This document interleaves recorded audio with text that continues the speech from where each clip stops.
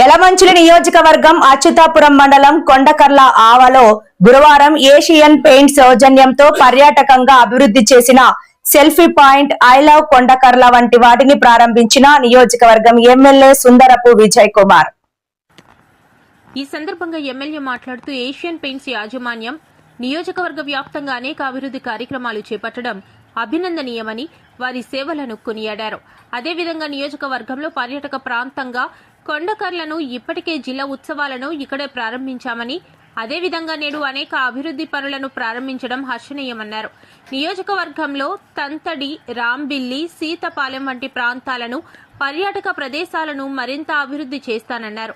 ఈ కార్యక్రమంలో Asian paints యాజమాన్యం, కూటమి నాయకులు, వీర మహిళలు తదితరులు పాల్గొన్నారు.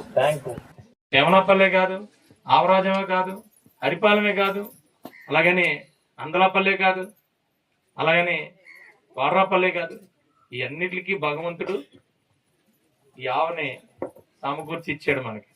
ఈ ఆవ రక్షించుకునే బాధ్యత మంది. అనకాపల్లె ఆవు కూడా ఉంది, ఉందా? ఇప్పుడు లేదు, కప్పేశారు. కానీ మనం దీన్ని జాగ్రత్తగా కాపాడుకున్నాం.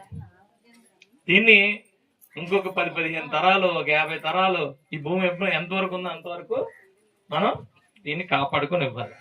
మన ఊర్లో నీళ్లున్నాయి, కొండకర్ల ఆవంటే మీ అందరికీ తెలీదు. ఈ రాష్ట్రంలో అతిపెద్ద మంచినీటి సరస్సుల్లో 2వ మంచినీటి సరస్సు ఇది. మొదటిది కొల్లేరు, అది కూడా కుళ్ళైపోయింది. కుళ్ళు కాలువలు అవి ఇవి అన్ని మొత్తం అంతా ఆ వ్యర్థాలు అన్ని తీసుకొచ్చేసి కప్పేసి కొల్లేరు సరస్సుని చండాలం చేశారు. దాన్ని ఇప్పుడు మళ్ళా ప్రక్షాళన చేస్తున్నారు, కాదనన్ను. కానీ ఈరోజు అతిపెద్ద మంచినీటి సరస్సు ఈ రాష్ట్రంలో ఏదైనా ఉందంటే అది కొండకర్ల ఆవ. హైదరాబాద్ లో టూరిజం మినిస్టర్ దగ్గర అలా ఉంటాయి ఫొటోస్, అందులో కొండకర్ల ఆవ ఫోటో కూడా ఉంటది. మరి గొప్పదేగా. విజయ్ కుమార్ వచ్చిన తర్వాత కొండకర్ల ఆవకి ఏం పేరు రాలా, పేరు భగవంతుడు ఎప్పుడో ఇచ్చాడు. కానీ ఆ పేరుని మరింతగా పెద్దగా చేసుకునే బాధ్యత మన మీద ఉంది. ఎందుకంటే మీరు అందరూ నాకు ఓట్లేసి నన్ను ప్రతినిధిని చేశారు కాబట్టి. కారణం అదే, అంతే. ఒకప్పుడు 10 మంది వస్తే ఇక్కడ 100 మంది బోట్లో ఉంటే 10 మంది 100 రూపాయలు లెక్కన 1000 రూపాయలు ఇస్తే ఆ 100 మంది ఆ 1000 రూపాయలు 100 రూపాయలు తీసుకెళ్లేవారు. ఈ రోజు 100 మందే ఉన్నారు మత్స్యకారులు, కానీ ఈరోజు 10,000 మంది వస్తున్నారు. 10,000 మంది 1,00,000 రూపాయలు ఇస్తుంటే ఒక్కొక్కటికి 1,000, 2,000, 3,000 వస్తుందా రావట్లేదా?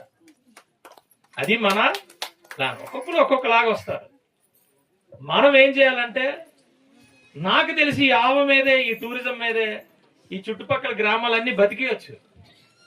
గుర్తుపెట్టుకుని ఎన్నొచ్చాయి రిసార్ట్లు, ఎన్నొచ్చాయి. పెద్ద పెద్దలే బతికేస్తున్నారు రిసార్ట్లు వేసుకొని.